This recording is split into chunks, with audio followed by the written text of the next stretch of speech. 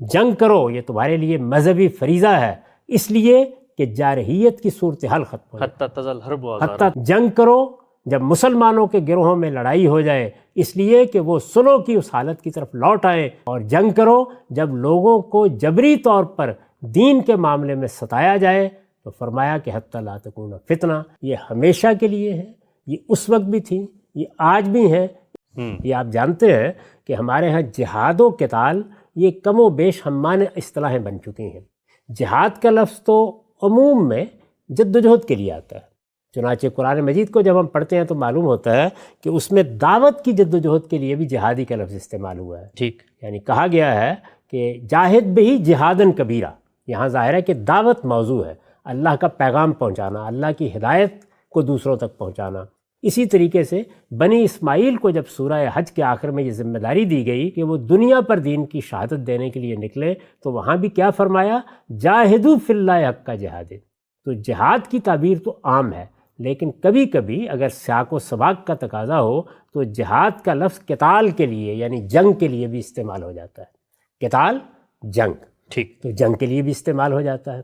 اب قتال کو اگر آپ سامنے رکھیں تو قرآن مجید قتال کے کیا کیا پہلو بیان کرتا ہے؟ اور یہ بات تو طے ہے کہ قتال قرآن مجید کا حکم ہے، ٹھیک، یہ معلوم ہے، آپ اسے جہاد سے تعبیر کر لیں تو یہ جہاد جس کو جہاد بالسیف بھی کہہ سکتے ہیں، یہ اللہ کے احکام میں سے ایک حکم ہے۔ درست، لیکن قرآن کا طریقہ یہ ہے کہ وہ جب کوئی حکم دیتا ہے تو وہ بتائے گا کہ وہ حکم کیوں دے رہا ہے، بتائے گا اس کا ہدف کیا ہے، بتائے گا اس کی غایت کیا ہے، صاف صاف طریقے سے اس بات کو بیان کر دے گا۔ ٹھیک، یہ اس معاملے میں کیوں ضروری ہے؟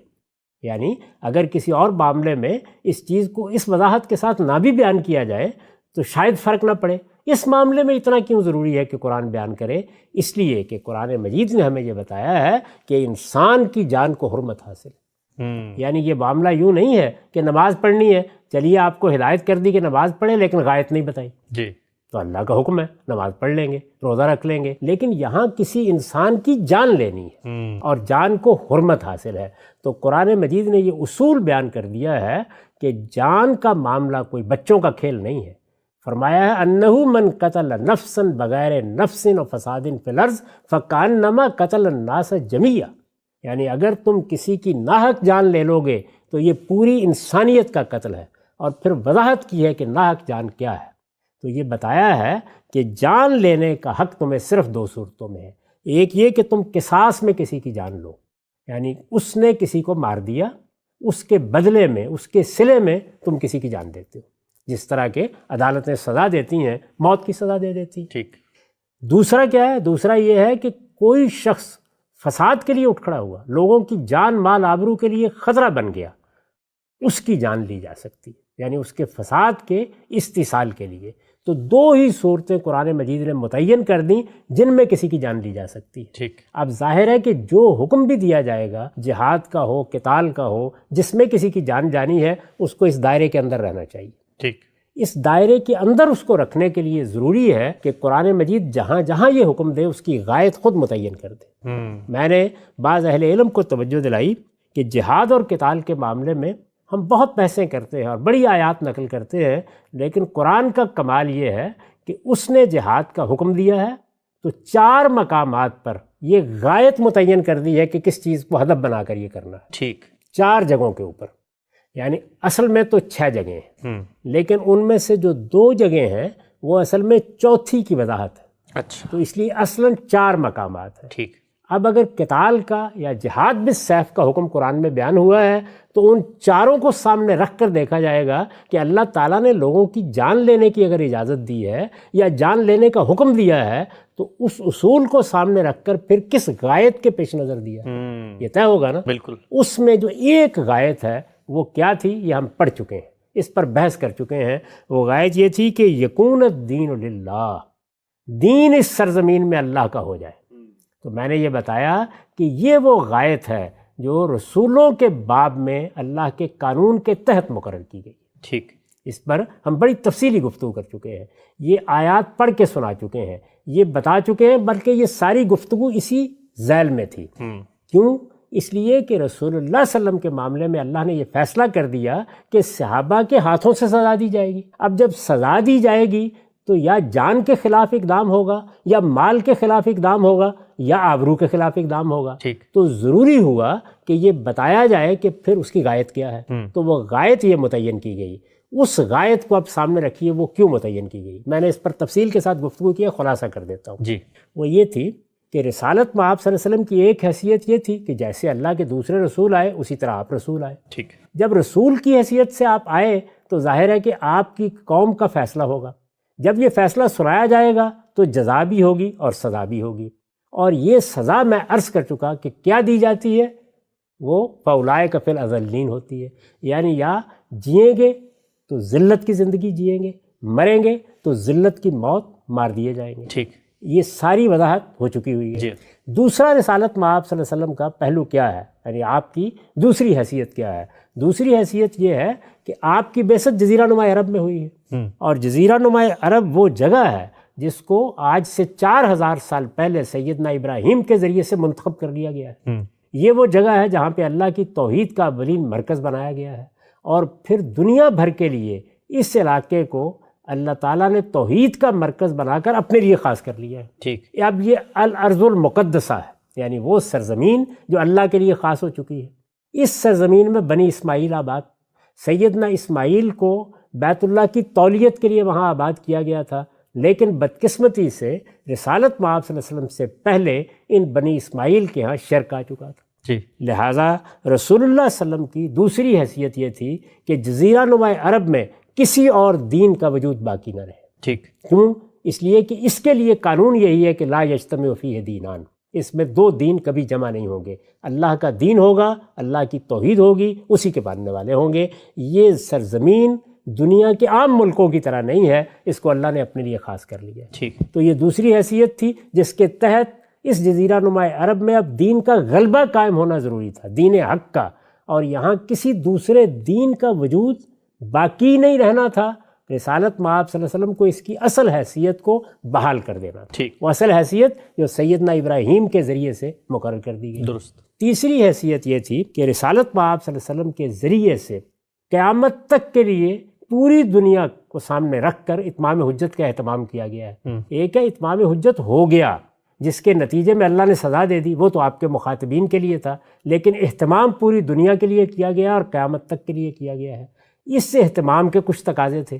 تو ان سب چیزوں کو سامنے رکھ کر رسالت مآب صلی اللہ علیہ وسلم کے بارے میں جب یہ فیصلہ ہو گیا کہ آپ کے مخاطبین پر عذاب آسمان سے نہیں آئے گا، یہ صحابہ کی تلواروں سے آئے گا، یہ فیصلہ ہو گیا. اب تلواروں سے اگر عذاب آنا ہے تو بتایا جائے گا نا غایت کیا ہے. وہ غایت یہ بتائی گئی کہ یکون الدین للہ، دین اس سرزمین میں سارا کا سارا اللہ کے لیے ہو جائے گا. تو اس غایت کو سامنے رکھ کر، یعنی یہ غایت جو سورہ بقرہ میں بیان ہوئی ہے، سورہ انفال میں بیان ہوئی ہے، اس غایت کو سامنے رکھ کر دین سارا کا سارا اللہ کے لیے ہو جائے، دین کا غلبہ قائم ہو جائے، دین کا اظہار ہو جائے، اس کے مقابلے میں اور کوئی دین نہ رہے، اگر کوئی اور دین ہے تو وہ مغلوب ہو جائے. اس کو سامنے رکھ کر جو غایت مقرر کی گئی اس کی تفصیل ہم نے کر دی ہے. یہی غایت ہے کہ جس کے تحت پھر سورہ توبہ میں وہ وضاحت کی گئی کہ کس طرح دین سارا کا سارا اللہ کے لیے ہو جائے گا. تو بتایا گیا کہ مشرکین کے لیے موت کی سزا ہے، ان کا خاتمہ کر دیا جائے گا اگر وہ اس دین کو قبول نہیں کرتے. یعنی اسی یکون الدین للہ کو آگے واضح کیا. تو مشرکین کے بارے میں یا رسول اللہ کی قوم کے بارے میں یہ بتایا گیا کہ ان کے لیے موت کی سزا ہے، ان کے عام منکرین کے لیے بھی موت کی سزا ہے. اور اہل کتاب کے بارے میں یہ کہا گیا کہ وہ اس سرزمین اب جزیہ دے کر محکوم ہو کر اپنی اس غلامی اور محکومی کو قبول کر کے رہیں گے، ذلت کی زندگی بسر کریں گے اگر رہنا چاہیں گے، ورنہ اس کو چھوڑ کر جائیں گے، جس طرح کے بعد میں ان کو نکال بھی دیا گیا. تو اس طریقے سے یہ بات بالکل واضح ہو گئی کہ وہ قتال جس کا حکم صحابہ کرام کو دیا گیا، جس کی غایت یہ تھی کہ یکون الدین للہ، وہ قتال جس کا آخری ہدف وہ تھا جو سورہ توبہ میں بیان ہوا کہ مشرکین کے لیے قتل عام کی سزا ہے اور اہل کتاب کے لیے حتیٰ یؤت الجزیۃ عن ید وہم صاغرون کا قانون ہے. یہ قتال ہمیشہ کے لیے ختم ہو گیا. اچھا، یعنی اب نہ کسی کو مشرک قرار دے کر مارا جا سکتا ہے، نہ کسی قوم پر جزیہ عائد دیا جا سکتا ہے، نہ کسی کے بارے میں یہ رائے قائم کی جا سکتی ہے کہ یہ تو چونکہ غیر مسلم ہیں ان کو حکومت کا حق نہیں ہے. تو ہمارے ہاں یہ جتنی تعبیریں اختیار کی گئی ہیں، یعنی یہ تعبیر کہ یہ صرف مسلمان ہیں کہ جو دنیا کے اندر حکومت کریں گے، غیر مسلموں کو حکومت کرنے کا حق نہیں ہے، جیسے کہ مولانا سید ابو اللہ صاحب مودودی نے الجہاد فی الاسلام میں اس کے لیے مصلحانہ جنگ کی تعبیر اختیار کی، یا یہ کہ دین کی شوکت کے لیے ہوگا، یا اعلاء کلمت اللہ کے لیے ہوگا۔ اس طرح کی جتنی تعبیریں ہیں جن کے تحت مذہبی بنیاد پر جنگ کی جاتی ہے، یعنی یا لوگوں کو مسلمان کیا جائے گا، وہ مشرکین ہے تو گردن مار دی جائے گی، اور یا محکوم بنایا جائے گا، یہ جہاد، یہ قتال، اس کو آپ جہاد بالسیف کہے، جنگ کہے، یہ ہمیشہ کے لیے ختم ہو گیا۔ اب دنیا کے اندر تمام غیر مسلموں کے ساتھ، خواہ وہ مشرک ہیں، خواہ وہ اہل کتاب ہیں، ہمارا تعلق کیا ہے؟ وہ تعلق دعوت کا ہے۔ یعنی ہم رہیں گے دنیا میں اور دعوت دیں گے، پیغام پہنچائیں گے۔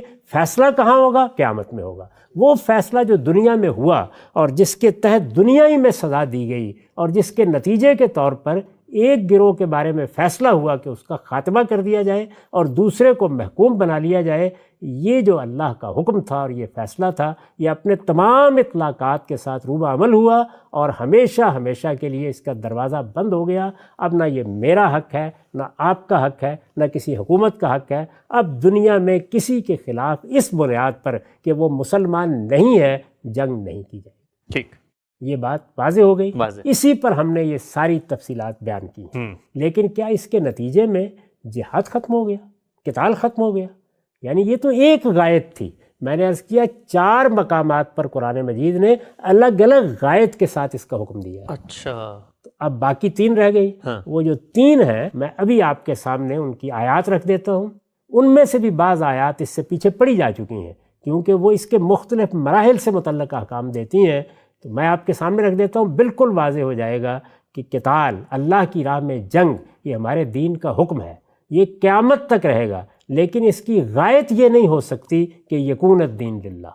اس کی غایت اب وہ ہے جو خود قرآن نے بیان کی ہے، اور 3 مقامات پر الگ الگ بیان کی۔ ٹھیک، تو اس کو میں آپ کے سامنے رکھتا ہوں۔ سب سے پہلے سورہ محمد کو دیکھتے ہیں۔ سورہ محمد میں اس سے پہلے بھی عرض کر چکا کہ اللہ تعالیٰ نے جب موقع پیدا ہو گیا تھا کہ اب جنگ ہوگی، تو جنگ کا پورا قانون بیان کیا تھا۔ ذرا دیکھیے کیا بیان کیا تھا۔ فرمایا فَإِذَا لَقِيتُمُ الَّذِينَ كَفَرُوا، یہ آیت 4 ہے سورہ محمد کی۔ فَإِذَا لَقِيتُمُ الَّذِينَ كَفَرُوا فَضَرْبَ الرِّقَابِ حَتَّى إِذَا أَثْخَنْتُمُوهُمْ فَشُدُّوا الْوَثَاقَ فَإِمَّا مَنًّا بَعْدُ وَإِمَّا فِدَاءً حَتَّى تَضَعَ الْحَرْبُ أَوْزَارَهَا۔ ترجمہ ہے، سو ایمان والو، جب ان منکروں سے تمہارے مقابلے کی نوبت آئے تو بے دریغ گردنیں مارنی ہیں۔ یہ ظاہر ہے قتال کا حکم ہے، لوگوں کو مارنا ہے، بے دریغ گردنیں مارنی ہیں، یہاں تک کہ جب تم ان کو اچھی طرح کچل دو تب قیدی بنا کر مضبوط باندھو، پھر جب باندھ لو تو اس کے بعد احسان کر کے چھوڑ دینا ہے یا فدیہ لے کر۔ یہ آیت پڑھی جا چکی ہے، اس کا قانون بھی بیان ہو چکا ہے۔ اصل چیز جس کی طرف توجہ دلانی ہے وہ کیا ہے؟ وہ اس کا یہ جملہ ہے کہ حتیٰ تضع الحرب اوزارہا، یہ اس جنگ کی غایت بیان ہوئی ہے۔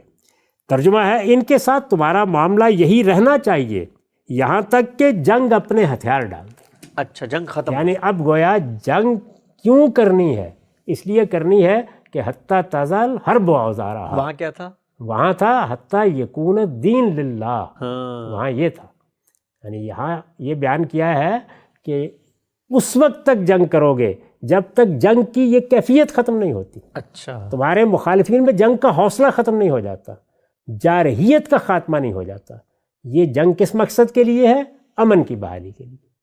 یعنی وہ جنگ جو صحابہ کرام نے کی، وہ دین کا سرزمین عرب میں یا رسول اللہ صلی اللہ علیہ وسلم کے مخاطبین پر دین کا غلبہ قائم کر دینے کی جنگ تھی۔ میں نے عرض کیا وہ ختم ہو گئی۔ ٹھیک، وہ غایت ہی بالکل الگ تھی، اس کی تفصیلات ہیں جن کو بیان کرنے میں ہمیں یہ کئی گھنٹے لگے ہیں۔ یہ جنگ ہے، یہ جنگ کس مقصد کے لیے ہے؟ یہ اس لیے ہے کہ جو جارحیت کی صورت پیدا کر دی گئی ہے، جو بدامنی پیدا کر دی گئی ہے، یعنی مسلمانوں نے کوئی جرم نہیں کیا تھا، وہ توحید کی دعوت لے کر اٹھے، انہوں نے اللہ کا پیغام پہنچایا یا اس کو قبول کیا، اس کے نتیجے میں ایک جنگ پیدا ہو گئی ہے۔ اس جنگ کا خاتمہ کرنے کے لیے اب جنگ کرنی ہے۔ یہ وہی مقصد ہے جس کے تحت اس وقت بھی جنگ کی جاتی ہے۔ یعنی اگر امن کو خطرہ لاحق ہو گیا، کوئی گروہ اٹھ کھڑا ہوا ہے اور اس نے جارحیت کا ارتکاب کر دیا ہے، تو اب جنگ کی جائے گی۔ یہ جو ہمارے ہاں لوگ بحث کرتے ہیں نا، مدافعت میں جنگ، اقدام کر کے جنگ، قرآن نے یہ تعبیریں ہی اختیار نہیں کی ہیں۔ اور آپ یہ دیکھیے کہ میں نے بھی کبھی اختیار نہیں کی. جو لوگ مجھ پر تنقید کرتے ہیں وہ اپنے طور پر انہی چیزوں کو سامنے رکھ کر فرق واضح کرتے رہتے ہیں. قرآن مجید نے پہلی بات یہ کہی کہ اس کا ہدف یہ ہے. اب ظاہر ہے کہ جنگ کی یہ صورت باقی نہیں رہنی چاہیے، امن قائم ہونا چاہیے.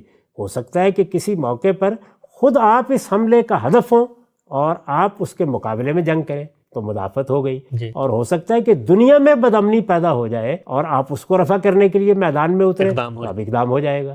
تو یہاں پر جو ہدف بیان کیا گیا ہے وہ قرآن کا ایجاز اور اعجاز دیکھیے وہ کس خوبصورت انداز میں ہے. حتیٰ تزل حرب اوزارہا.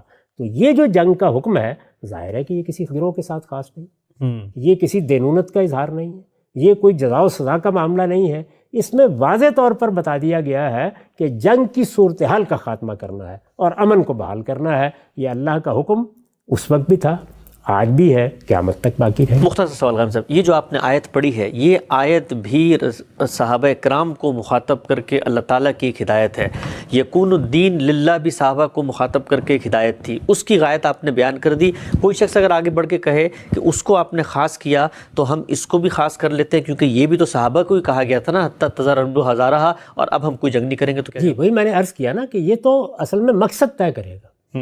جنگ کس کو کہا گیا ہے اور کون لوگ مخاطب ہیں، وہ صحابہ ہوں، آج کے لوگ ہوں، وہ ماضی بعید کے لوگ ہوں، کس مقصد کے لیے جنگ. بہت اہم تو اصل میں غایت طے کرے گی اس بات کو.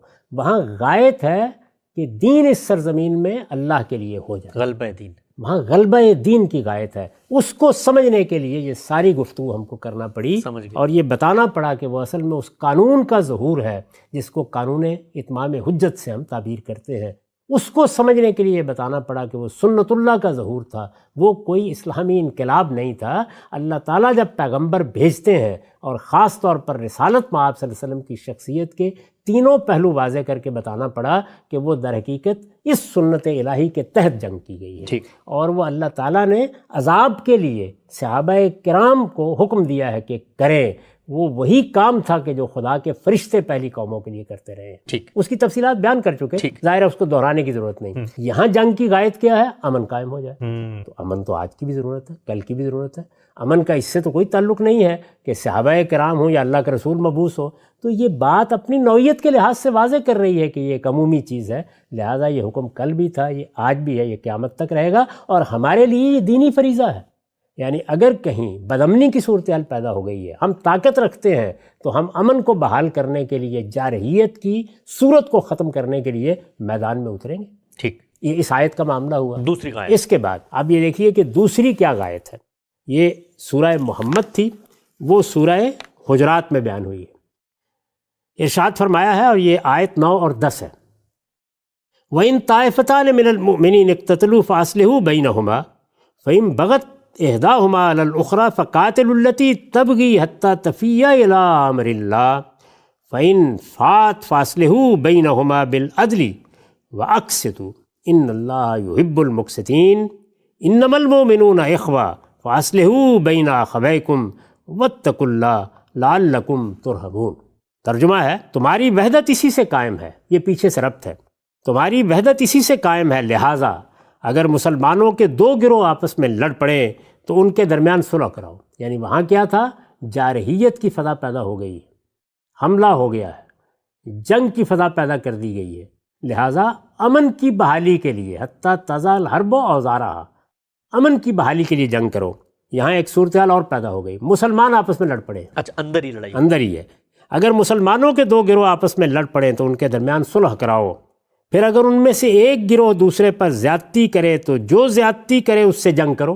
ابھی جنگ کا حکم دے دیا گیا، جو زیادتی کرے اس سے جنگ کرو، یہاں تک کہ وہ اللہ کے فیصلے کی طرف رجوع کر لے. پھر اگر رجوع کر لے تو دونوں کے درمیان عدل کے ساتھ مصالحت کرا دو اور ٹھیک ٹھیک انصاف کرو. یقیناً اللہ انصاف کرنے والوں کو دوست رکھتا ہے.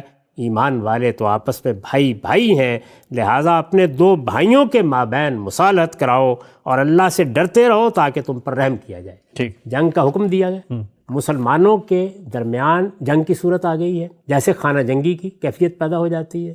کوئی ایک گروہ دوسرے گروہ سے لڑ رہا ہے، دو گروہوں کے درمیان جنگ ہے، حکومت کے خلاف بغاوت ہو گئی ہے اور حکومت مسلمانوں کی ہے. یہ تمام صورتیں ہو سکتی ہیں. ان سب صورتوں میں بھی غایت بیان کی گئی ہے، وہی طریقہ، یعنی وہ کیا ہدف ہے جس کو سامنے رکھنا ہے۔ تو دیکھیے الفاظ کیا ہیں، وہاں کیا الفاظ تھے؟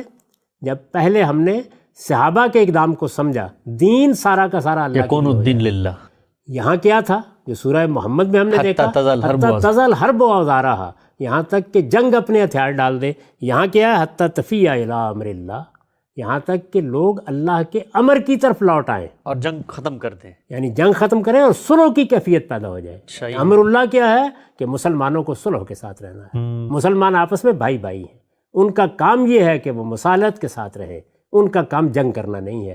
تو یہاں اللہ کا جو حکم ہے مسلمانوں کے لیے وہ صلح کا حکم ہے، وہ اخوت کا حکم ہے، وہ ایک برادری بنائی گئی ہے۔